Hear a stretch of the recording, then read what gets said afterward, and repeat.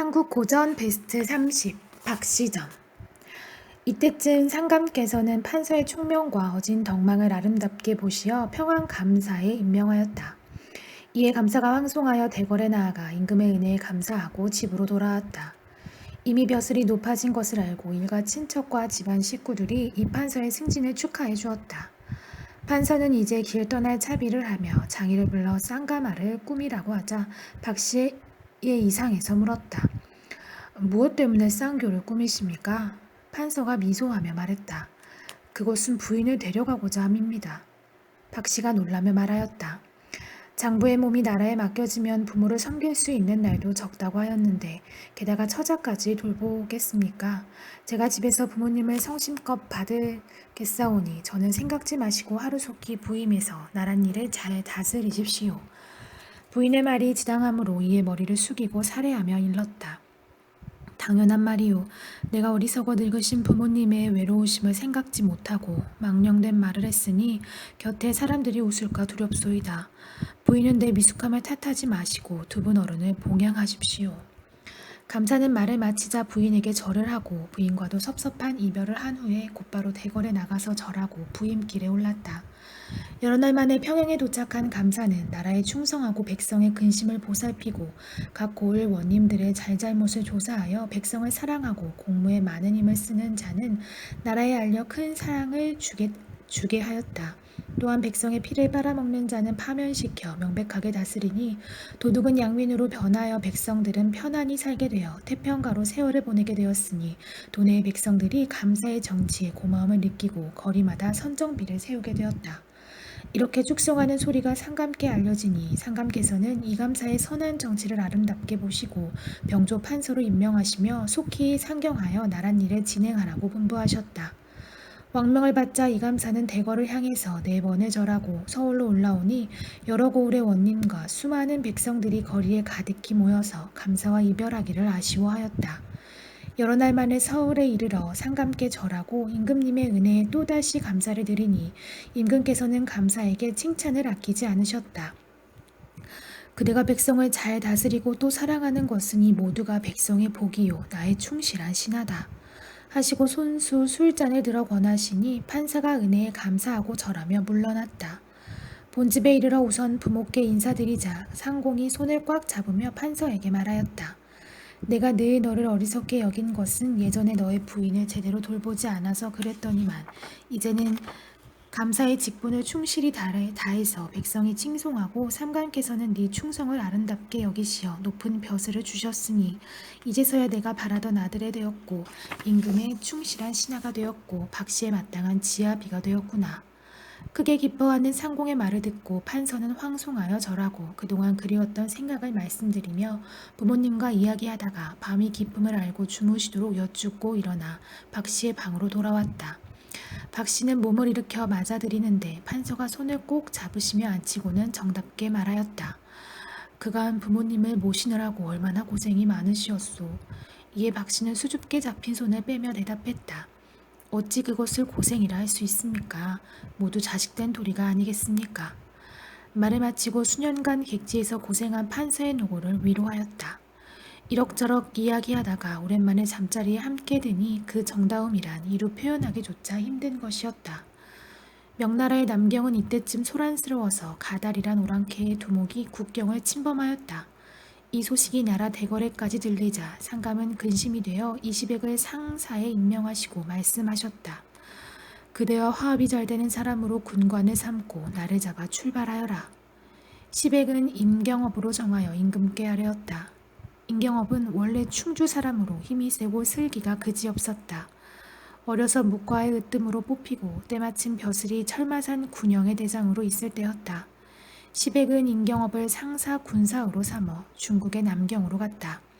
명나라의 황제는 조선에서 온 사신의 이름을 듣고 황자명으로 접힌사를 삼아 맡게 했다.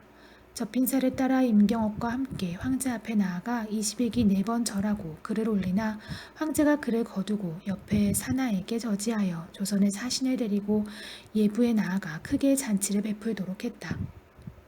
그때 마침 북쪽 오랑캐 사신이 이르러 글을 올리어 황제가 보시었다. 그 대충 내용은 가달이 일어나서 우리나라의 땅을 침략하니 그들의 군사는 너무 강해서 거의 망하게 되었으니 황제께 간곡히 아뢰오니 한시바삐 지원군을 보내주시어 저희 불쌍한 백성을 살려주십시오 라고 씌어 있었다. 황제는 몹시 걱정하여 그곳에 보낼 장사를 선정하려고 하자 접빈사 황자명이 아뢰었다. 조선나라에서 온 임경옥 상사공간의 얼굴을 보아하니 다른 나라 사람이기는 하지만 그는 지혜와 용기를 높이 갖추어 가달을 물리칠 만한 능력이 있으므로 이 사람으로 하여금 구원병의 최고 사령관의 정함이 옳지 않을까 생각되옵니다. 이 말을 듣고 황제가 이시백을 불러 경업의 됨됨이를 물으니 시백이 여쭈었다. 비록 경업의 지혜가 뛰어나기는 하지만 이런 큰 중책은 이끌 수 없으리라 생각합니다. 시백의 겸손함을 명나라 황제는 칭찬하고 임경옥을 총사령관으로 임명하여 큰 칼을 손수 내어주며 여기는 자가 있으면 가차없이 베어주기라고 하면서 3만 명의 대군을 내주었다. 임경업은 명을 받고 물러나와 장병들에게 많은 연습을 시키고 대군을 이끌고 여러 날 만에 오랑캐 나라에 이르니 그곳 국왕이 경업의 용맹을 보고서 크게 기뻐하여 맞이하고 대접을 극진히 했다. 국왕이 가달의 군대가 강함을 걱정하니 경업이 말하였다. 국왕께서는 안심하십시오. 비록 제가 지혜는 없지만 최선을 다해 무찌르겠습니다. 말을 끝마치고 대군을 이끌고 싸움터에 도착했다. 무려 적군과 30여 번을 싸웠으나 승부가 나지 않더니 임원수가 큰 소리를 지르며 길다란 팔을 늘이어 가달을 사로잡아 본진에 돌아오자 호황은 문무백관을 거느리고 임원수를 맞아 웃자리에 앉히고 성대한 잔치를 베풀어 즐기었다. 임원수는 지휘대에 높이 앉아 군사에게 호령하여 가달을 잡아들이고 뜰 앞에 꿇어앉히고는 무섭게 꾸짖어 말하였다. 비록 네가 무식한 오랑캐지만 너의 병력이 강한 것만을 생각하고 남의 나라를 침범하느냐? 가달은 땅에 엎드려 백배 사죄하며 말했다.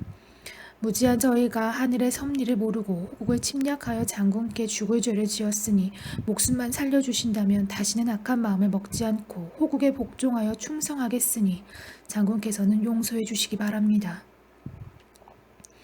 원수는 옆 사람에게 지시하여 묶은 것을 풀어주고 자기 옆자리에 오르게 해 술잔을 주며 위로하였다.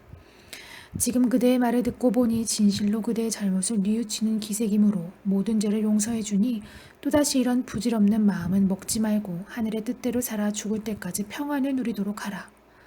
가달이 크게 절하고 말하였다. 저의 죽어 마땅한 죄를 이렇게 용서하시니 제가 죽을 때까지 이 은혜 잊지 못할 것입니다.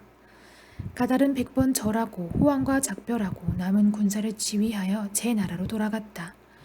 임원수의 넓은 그릇됨을 크게 칭찬하고 호황은 말하였다. 이토록 훌륭한 장군이 조선에 있는 줄은 내 미처 몰랐구나.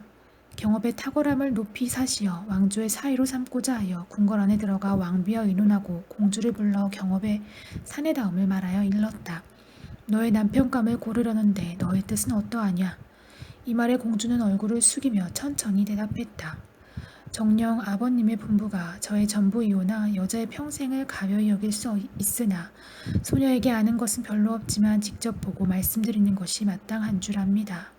공주의 바른 말에 호황은 고개를 끄덕이며 말하였다. 그럼 그렇게 하도록 하자. 호황은 다음 날 바깥에 나가 임경업에게 조용히 말하였다. 내가 장군을 신임하여 부탁할 일이 있으니 부디 거절하지 말아달라. 경업이 무슨 말인가 궁금해서 대답했다. 어떤 말씀이신지요?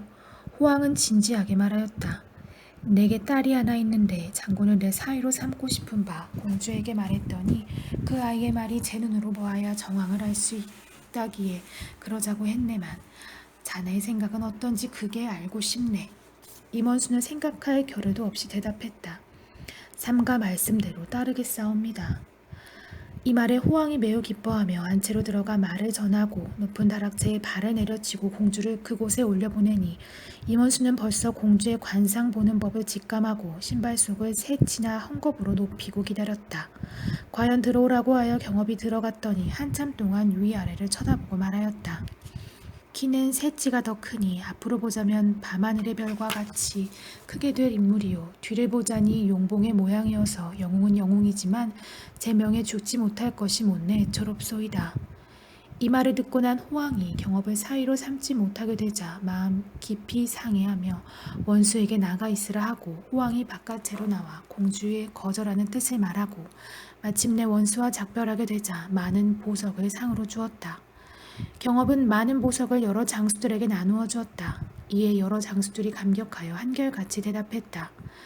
저희 중에 단 한 사람도 다치지 않아서 원수의 은혜가 바다같이 깊사온데 이렇게 보물까지 나누어 주시니 이 은혜는 평생 잊지 못할 것입니다. 원수의 사람됨에 모두들 감격하고 있을 때 원수는 호왕과 작별하고 대군을 이끌고 여러 날 만에 남경에 도착하여 황제께 보고하자 황제가 크게 칭찬하여 말하였다.